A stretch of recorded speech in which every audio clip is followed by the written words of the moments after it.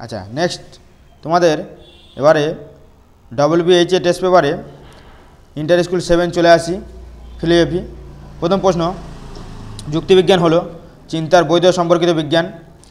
Next, যে যুক্তির সব অভাবগুলি নিরপেক্ষ তা হলো নিরপেক্ষ যুক্তি। যে বচনগুলি থেকে সিদ্ধান্ত নিশ্চিত হয় তাকে বলা হয় হেতুবাক্য। পরিমাণ অনুসারে বচন হলো 2 প্রকার। বচনের কোন অংশ বচনের গুণ নির্দেশ করে? সংযোজক।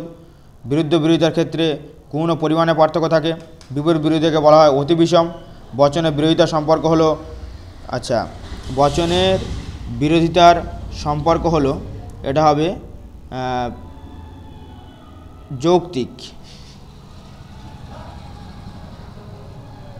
প্রাকল্পিক নিরপেক্ষ ন্যায়ের প্রথম নিয়মটিকে বলা হয় এমপি। নেক্সট, কোনো বৈধ ন্যায়ের একটি আশ্রবাক্য নঅর্থক হলে সিদ্ধান্তটি হবে নঅর্থক। প্রদত্ত কোন মূর্তিটি কোনো সংস্থানে বৈধ নয়, এটা হবে আইইও। নেক্সট, সকল অমানুষ হয় অকবি, বচনটি ভেনচিত্র হলো। আচ্ছা, এখানে একটা জিনিস বলে দিই, এটা এ বচনের হচ্ছে বুলিয় ভাষ্য হচ্ছে SP বার ইকুয়াল টু 0, ঠিক আছে। তো সেখানে বলছে দুটোই অ আছে, তাহলে দুটোতেই যদি একটা করে অ চাপিয়ে দিই তাহলে পি এর মাথায় আরেকটা অ হয়ে যাবে, দুটো অ, তাহলে কেটে গিয়ে থাকবে এসের মাথায় একটা বার থাকবে, তাহলে S bar P equal to 0। তাহলে এটা উত্তর হবে এই সিটটা, পিটা সেট হবে। কোনো অএস হয় পি, এর বুলিয় ভাষ্য কী হবে? অএস যেহেতু বলেছে, এটা আই বচনে বুলিয় ভাষ্য কি? SP নট ইকুয়াল টু 0, এবং যেহেতু অএস আছে, ড্যাশ আছে, তাই S বার পি হবে। সত্যাপেক্ষক বচন কয় প্রকার? 5 প্রকার, ঠিক আছে। এই যেটা তোমরা দেখে নিও, নিষেধক, দ্বিপ্রাকল্পিক, প্রাকল্পিক, বৈকল্পিক, ঠিক আছে। এগুলো হচ্ছে সত্যাপেক্ষক বচনের উদাহরণ, আর নিষেধক আছে। নেক্সট, পি ইমপ্লাইজ কিউ মিথ্যা হলে পি ডট কিউ সত্যমূলক কী হবে? এটা হবে শত মিথ্যা। নেক্সট, একটি সংযোগিক বাক্যের নিষেধক বাক্য। আরও যুক্তি যে ঝুঁকি থাকে তার নাম আরোহমূলক ঝুঁকি। যে সত্যটি না থাকলে কার্যটি ঘটে না, তাহলে পর্যাপ্ত সত্য। সাদৃশ্যমূলক আরোহ অনুমানে অপর নাম উপমা যুক্তি। কারণ হলো সদর্থক ও নঅর্থক শর্তের সমষ্টি, এই কথাটি বলেছেন মিল। অন্যায় পদ্ধতির সিদ্ধান্তটি সম্ভাব্য। মিলের পদ্ধতিগুলির মধ্যে পরীক্ষণের পদ্ধতি হলো ব্যতিরেকী পদ্ধতি।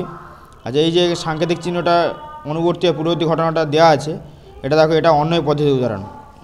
এখানে দেখো, প্রথমে ABPQ আছে, এখানে ABPQ, এখানে তারপরে এ থাকছে কিন্তু পরেরগুলো চেঞ্জ হচ্ছে, তার পাশাপাশি অনুবর্তীতেও কিন্তু পরেরগুলো চেঞ্জ হচ্ছে, তাহলে এর দ্বারা প্রমাণিত হচ্ছে এ হলো শুধু এর কারণ, ঠিক আছে, এবং পরবর্তী কারণগুলো কিন্তু পরিবর্তিত হয়ে যায়, তাই এটা অন্যায় পদ্ধতি উদাহরণ।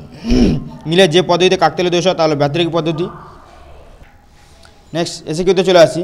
যুক্তি ও যুক্তি আকারের মধ্যে পার্থক্য। যুক্তি হলো একাধিক বচনের সমষ্টি এবং যুক্তির আকার হলো যুক্তির গঠন, বিন্যাস ও তার কাঠামো। নেক্সট প্রশ্ন চলে আসে, অথবা একটা প্রশ্ন আছে, যুক্তির বৈধতা বলতে কী বোঝো?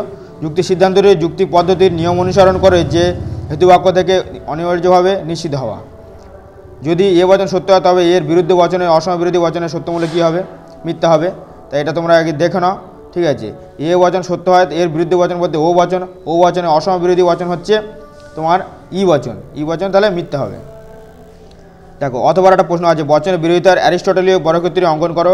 আঁকা আছে, দেখো, সুন্দর করে দেখে নাও, ঠিক আছে। বিপরীত বিরোধিতা, দুপাশে অসম, নিচে অধীন বিপরীত, আর কোনাকোনি দুটো বিরুদ্ধ বিরোধিতা।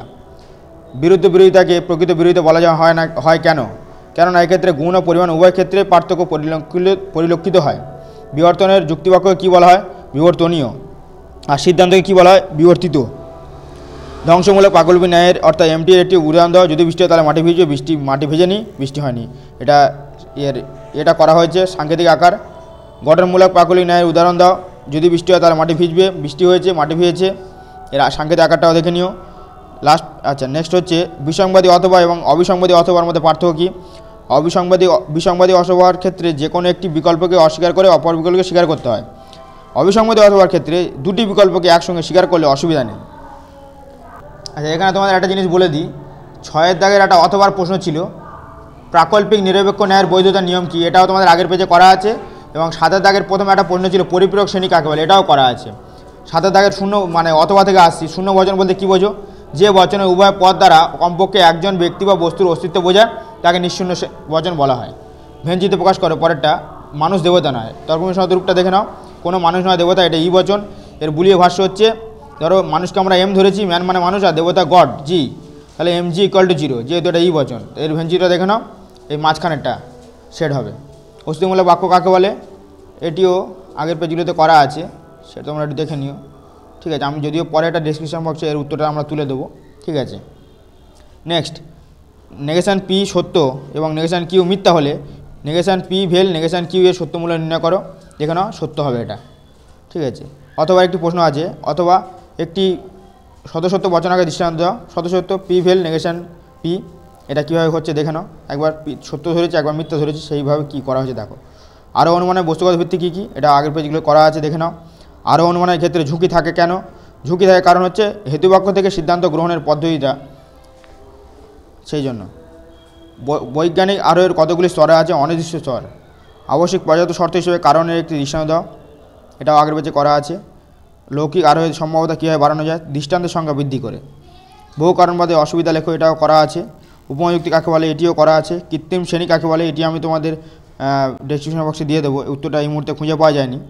নেক্সট, মিল ও কার্ভেদ রিডের মধ্যে শর্ত কয় প্রকার, কী কী, দুই প্রকার, সদর্থক ও নঅর্থক শর্ত।